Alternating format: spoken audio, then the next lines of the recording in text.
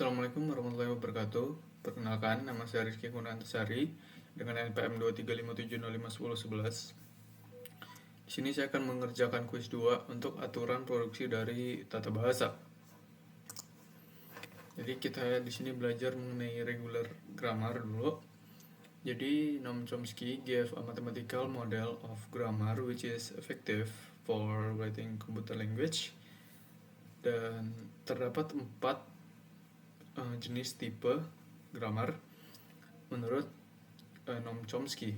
Di antaranya ada tipe 0, tipe 1, tipe 2, dan tipe 3. Jadi ini tipe grammarnya, dan ini adalah contoh grammar yang diterima.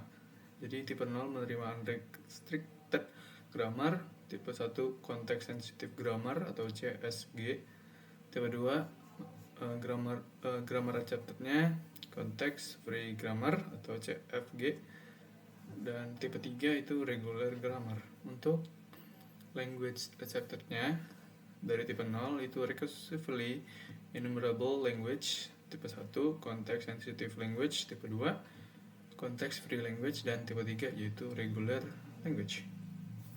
Untuk automaton yang digunakan untuk mendesain yaitu ada tipe 0 Turing machine, tipe 1 linear bound automaton, tipe 2 push down automata, dan yang terakhir atau tipe 3 adalah finite state automata. Oke. Jadi gambaran seperti ini ya. Sebentar. Nah, gambarannya seperti ini. Ini adalah scope dari tipe grammar. Pertama regular, context free, context sensitive, dan recursively enumerable. Nah, regular itu tidak bisa mengenali yang atasnya, sedangkan yang besar ini bisa mengenali yang bawah. Jadi misalnya kita belajar mengenai yang pertama dulu, misalnya tipe ketiga yaitu regular grammar. Jadi grammar G can be formally described using four tuples as G is equal to V T S P, where the V is set of variables or non-terminal symbols, sedangkan T is set of terminal symbols, S is start symbol, dan P is production rule for terminal and non-terminals. Terus a production rule has be formed as A gives B atau beta. Jadi si A ini bisa menghasilkan atau menurunkan yang ke sebelah kanan, where A and B are string on V. Ini adalah union dari T. Jadi bisa merupakan set of variable atau set of terminal. And at least one of symbol of A belongs to V. Jadi minimal yang sebelah kiri ini adalah merupakan simbol dari si V. Jadi ingat ya, ini set of variable, jadi bukan cuma satu simbol. Kita lihat di sini. Nah, for example, G is equal to seperti ini ya. Jadi yang pertama, yang tiga pertama ini kita memiliki 3 non-terminal symbol atau set dari variabel, yaitu ada S, A, dan juga B. Terus untuk yang kedua itu adalah T atau set dari terminal simbol. Karena dia set, dia bukan cuma satu, tapi dia ada lebih dari satu. Nah, untuk T kita punya A dan juga B kecil. Terus yang ketiga adalah S. Kita lihat S adalah merupakan simbol dari start symbol. Sedangkan yang terakhir adalah P atau production rule untuk terminal dan non-terminals. Jadi ini adalah production rule-nya yang akan saya contohkan seperti ini. Jadi pertama kita punya S ya kan. Kita selalu mulai dari S. S ini maksudnya S bisa menurunkan AB. Ini contohnya. S bisa menurunkan AB, A bisa menurunkan A kecil, B bisa menurunkan kecil. Jadi S atau yang kapital di sini, semua yang kapital di sini adalah variable atau non-terminal symbol yang bisa menurunkan. Sedangkan A adalah final, dia merupakan terminal symbol dan dia tidak bisa menurunkan apa-apa gitu ya. ini ada yang kita cari sebenarnya. Terus gimana cara ngerjainnya? Jadi kita mulai dari S dulu. Ini misalnya jawab, kita misalnya jawab di sini S bisa menurunkan AB kan, dengan AB. Terus kita lihat dari dua ini, kita lihat A bisa menurunkan A kecil. Dapat dari mana? Dari rule yang diberikan, yaitu yang ini. A bisa menurunkan A. Nah, terus gimana lagi? Apa yang masih bisa yang bisa menurunkan sesuatu, yaitu yang B. Kita lihat kita masih punya B kapital yang dimana dia merupakan non terminal, jadi dia bisa menurunkan sesuatu. A dan B. B yang kecil ini didapat dari rule yang ini. Jadi jawabannya adalah ini. Inilah bagaimana cara kita mendesain dari grammar regular grammar. Terus di sini adalah contoh lain yang menggunakan sumber dari ini, dari blog kuma.ac.id. Jadi tata bahasa reguler itu punya dua aturan. Jadi simbol sebelah kiri harus berupa simbol variabel atau T tadi. Simbol variabel ya. Terus simbol variabel adalah V. Terus simbol pada sebelah kanan maksimal hanya memiliki sebuah simbol variabel dan bila ada terletak di posisi paling kanan. Jadi gini contohnya.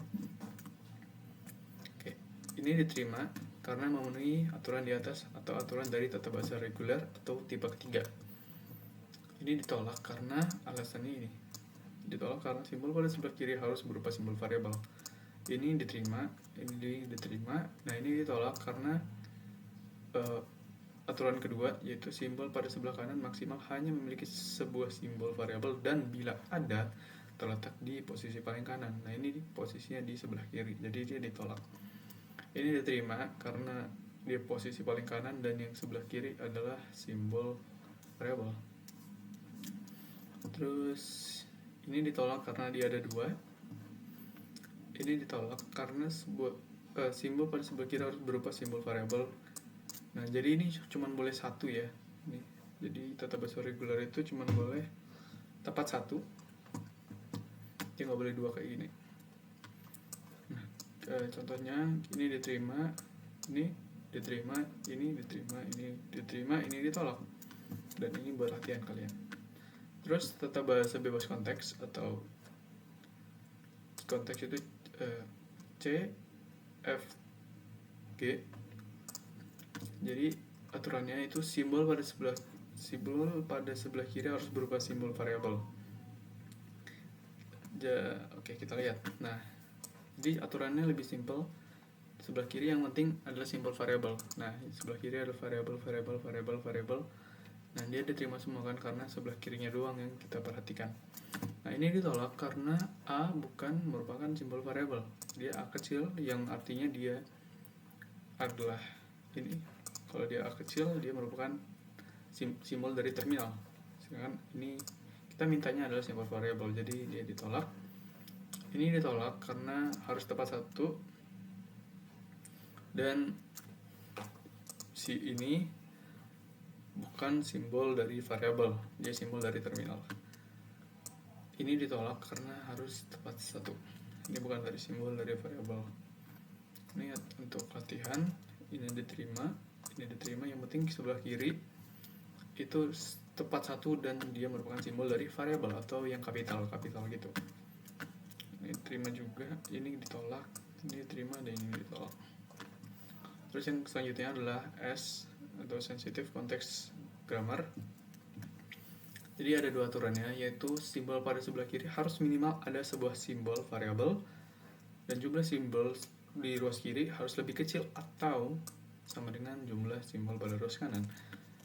Jadi A yang ini diterima karena memenuhi dua aturan di atas. Ini diterima dan ini ditolak karena sebelah kiri lebih besar.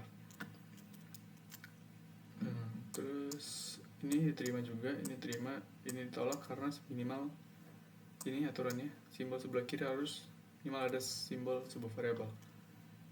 Jadi dua nggak apa-apa di sini, dua simbol variabel kayak gini nggak apa-apa. Nah ini nggak ada simbol variabel di sebelah kiri, jadi dia ditolak. Ini buat latihannya. Terus ini tata bahasa tipe ke 0. Jadi dia cuma punya satu aturan, yaitu simbol pada sebelah kiri minimal ada simbol variabel. Jadi cuma minimal satu. Nah ini terima karena sebelah kirinya ada simbol variabel, yaitu yang A kapital. Dan ini sisanya adalah terminal. Ini terima terminal. Nah ini juga diterima karena dia minimal ada satu, yaitu minimal ada satu kan, ada satu simbol variabel yaitu B. Tapi di sini diberi 2 jadi nggak apa-apa. Terus ini ditolak karena sebelah kirinya nggak ada simbol variabel apa-apa. Ini jadi huruf kecil itu merupakan simbol terminal, sedangkan huruf besar adalah simbol variabel.